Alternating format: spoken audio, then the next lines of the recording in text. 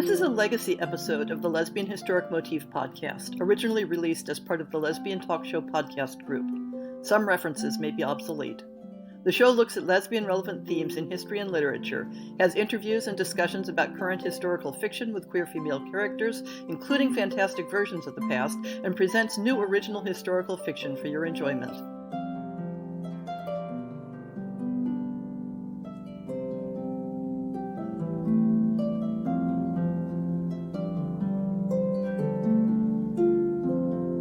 Welcome to On the Shelf for December 2018. December starts with a reminder that the podcast will be open for fiction submissions during the month of January. We're looking for lesbian-themed historic short stories of up to 5,000 words. We pay professional rates, both for the story and to the narrators.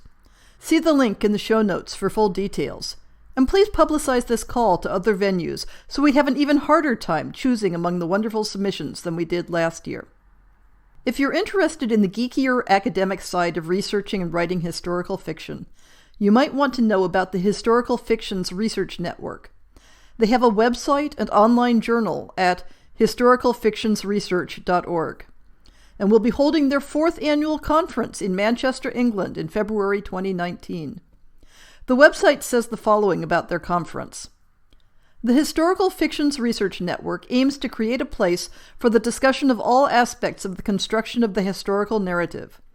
The focus of the conference is the way we construct history, the narratives and fictions people assemble, and how.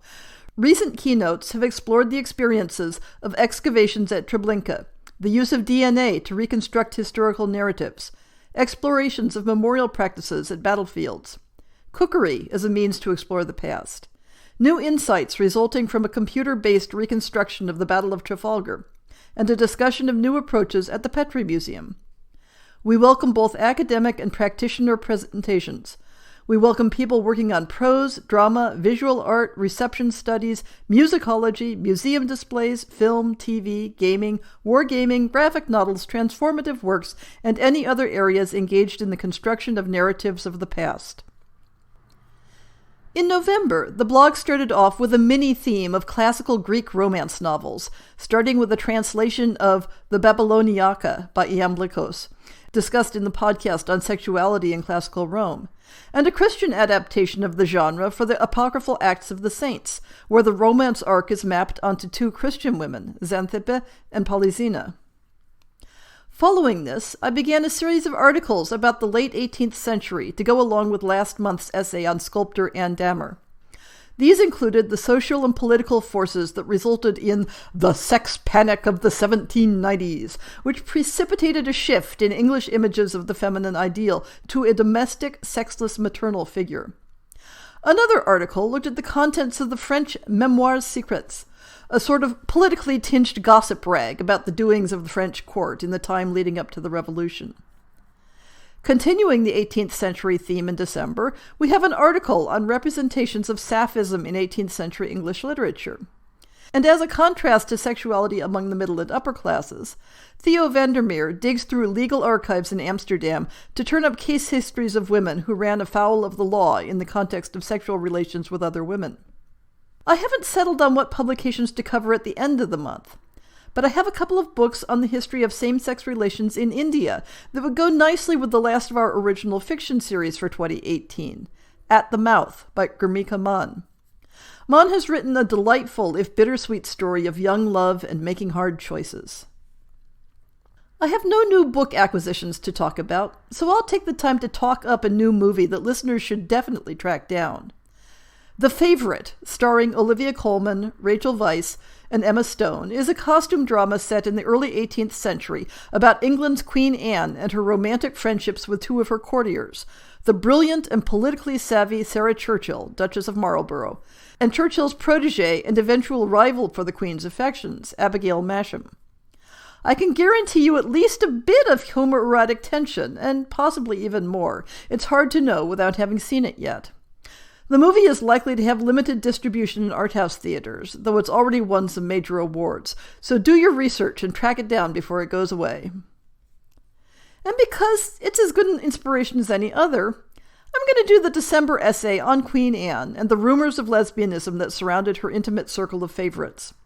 I'll have a book recommendation or two that tie in with the topic. And I may possibly rope in a guest to discuss the movie with. No promises, but I'll do some sort of review to let you know what I thought of it. Would listeners be interested in regular episodes about historic movies of lesbian interest? Let me know. I have quite a collection on video, and if there's enough interest, I could do mini reviews on occasion. This month's author guest will be Carrie Pack, whose YA novel, Girls on the Side, looks back at the riot girl movement of the 1990s and the rise of zine culture.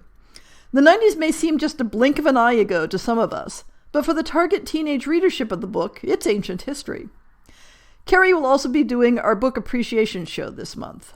For this month's list of new and forthcoming historical fiction, I've turned up 9 books, starting with several I missed when they came out in October. Because lesbian books often don't have Amazon listings or advanced publicity until they're actually released, the timing of when I put these shows together means I may not be able to mention a book until the show 2 months later. If you know of any upcoming lesbian historical books, or if you have one coming up that has a scheduled release date, drop me an email to make sure I include it. People are starting to get the word that the Lesbian Historic Motif Podcast is a go-to resource for information about books, and I'd like to make it as complete as I can. Back in October, we have Book 2 of Olivia Lark's The Flowers series, published by Three Bunny Farm Press. The title is Lavender Inn, and it's an independent story from the first of the series, and is set in the 1890s, somewhere on the Atlantic coast. Here's the blurb. As Lavender Inn shakes under the hurricane's onslaught, other storms whirl within. Clara Winslow's struggling seaside inn needs a successful society wedding, but a big storm will take it out of her hands. Wedding guest Tilly Walker is stylish and kind, but she is harboring secrets that could get in the way of the growing fascination between her and glorious, windswept Clara. Can a catastrophe be the salvation of 2 women near ruin? Lavender Inn is a standalone romance set in 1890 with the kind of tender, happily ever after readers enjoyed in Daisy Crown. October also saw a couple of stories about hard-riding Western women in male-coded professions. Naomi Muse's self-published Whiskey and Cinnamon has the following description. Sloane had a hard enough time being a female bounty hunter in the West. With only her trusty steed Whiskey by her side, she went through town after town righting wrongs. Her methods worked well until she encountered the Franklin brothers, terrorizing the women in a small town. Sloane always had a soft spot for women, and she will not let these ruffians have their way with them. Will enlisting the help of a local legend be enough to defeat her new foes? Red Hope brought out The Triple L, published by Little Red Wings. In 1878, Landon Morrison is a wandering cowgirl with an ugly past that keeps finding her, even when she rides into Texas. She goes to the town of Paris looking for work, alcohol, and sex, but she accidentally lets her guard slip around Raleigh Baylor, the only female ranger in Paris, Texas. Despite her attempts, Raleigh watches Landon leave Paris, but is later shocked to learn Landon has suddenly joined the infamous Sam Bass gang. Several train robberies later, a war ensues between the Rangers and the Bass gang, one that includes a personal battle of justice and betrayal between the 2 opposing women. As the conflict comes to a bloody end, the truth of Landon's lies is revealed. Can Raleigh's love conquer Landon's dark past, or has she lost her forever? Author Emily Blondel has 2 self-published erotic stories either out or just coming out. They appear to be in the short story range and look to have a fairly high heat rating. In Her Royal Servant, beautiful blonde Anne-Marie was born into a lowly life, working on a small market in the city of Paris. She dreams of one day escaping, and although she knows she can make an extra livre or 2 by giving the young men of Paris her favors, she has never felt interested in the company of men. When she buys herself a flirtatious new outfit one day, spending all her meager savings, she is surprised to discover it is not just men who seem interested in her now. In fact, she attracts the interest of one of the wealthiest, most beautiful women in the whole of France. When she is taken back to the Palace of Versailles in order to be this gentlewoman's special servant, she is amazed how good it feels to finally find someone worth serving. Her world, from now on, is full of majesty. From the same author, coming out in December, is Bellatrix's Slave. When innocent 18-year-old Aurelia is told by her father that she must attend the Colosseum with him to watch a gladiator fight, she is not pleased. Until, that is, she discovers that the gladiators are hot, strong, powerful women. The winning gladiator, a muscular and dominating warrior named Bellatrix, is told that she may choose a man from the audience to be her slave for the night. But she chooses a woman. She chooses Aurelia. Aurelia soon learns what's like to be completely under her mistress's control. November releases include another erotic short story, The Queen's Gift, by Lara Zielinski, published by LZ Media. The brief blurb tells us, Pirate Captain Bloody Mary Flint diverts Lady Anne Coleridge from her fate as a lady-in-waiting to the English Queen, a lesbian romantic adventure on the 18th century high seas. Hard on the heels of Vanda's third book in the Juliana series is Book 4, Heaven is to Your Left, published by Sans Merci Press. Here's the blurb. It's 1956. In Heaven is to Your Left, Alice, Al, and Juliana arrive home from a successful run at Le Lido in Paris, only to be greeted by Dan Schuyler, who has threatened to reveal to the world the nature of their immoral relationship. Under this threat, Schuyler has gotten Juliana to sign a contract with him to be in a Broadway play. Now the control and manipulation begins. Al seeks a way to free Juliana from this man's clutches. She turns to Max, accomplished businessman, owner of 2 nightclubs, to help her. There must be something he can do. He has friends who are gangsters. Still, Max does nothing. Or does he? Al knows she has to act. She knows gangsters, too. There are 2 December releases, in addition to the short story previously mentioned. Lily Maxon offers a novella that sounds like it has either a Regency or Victorian setting, the self-published A Lady's Desire. Lady Sarah Lark has never had much interest in any of the suitors that surrounded her. She's decided that instead of choosing a husband, she'll save her pin money and travel like she's always wanted to. However, her plans are interrupted when her family invites her cousin's widow, Winifred Wakefield, to stay with them. S.D. Simper offers us a reimagining of Sheridan Le Fanu's classic lesbian vampire tale in Carmilla and Laura, published by Endless Night Publications. Here's the blurb. In the late 19th century, Laura lives a lonely life in a schloss by the forest, Styria, with only her doting father and 2 governesses for company. A chance accident brings a new companion, however, the eccentric and beautiful Carmilla. With charm unparalleled and habits as mysterious as her history, Carmilla's allure is undeniable, drawing Laura closer with every affectionate touch and word.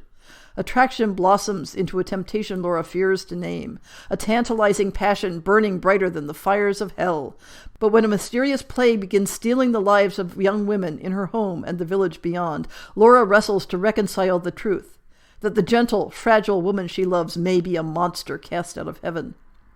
Carmilla, the classic vampire novella written by J. Sheridan Le Fanu, receives new life in this gorgeous retelling centered on the provocative, controversial leads of the original, Carmilla and Laura.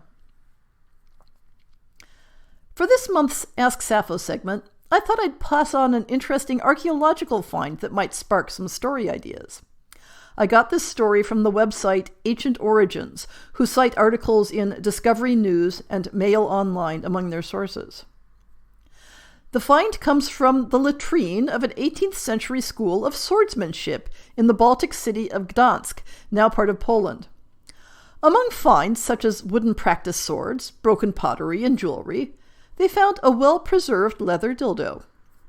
It is about 8 inches long, is stuffed with hair, and has a carved wooden tip. The archaeologists suggest that, given the location of the find and the construction of the object, it was more likely, quote, used for personal pleasure than for ritual, unquote. The article has a more extensive discussion of the history of dildos, both as ritual objects and as sex toys, if you're interested in following the link in the show notes. But when I read this article, I immediately thought of various historic records of female-bodied persons using an artificial penis as part of living a male role, including for having sexual relations with a woman. People like Katharina Hetzeldorfer in 15th century Germany, Elena de Cespedes in 16th century Spain, Catherine Vizzani in 18th century Italy, and Katharina Margrethe Lincoln in 18th century Germany. My imagination went spinning off into a gender-disguised story. A young woman who aspires to be a swordswoman masquerades as a man to enter the school. And then...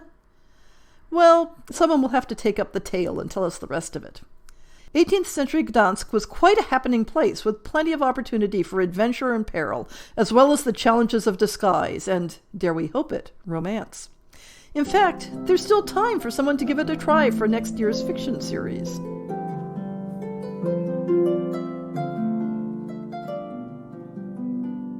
I hope you've enjoyed this episode of the Lesbian Historic Motif Podcast. See the show notes for links to people and topics. Most shows will have a transcript linked as well. If you have a book announcement, a topic suggestion, or might like to appear on the show, please drop me an email. If you enjoyed this podcast, please rate it and subscribe on your favorite podcast app, and consider supporting our Patreon.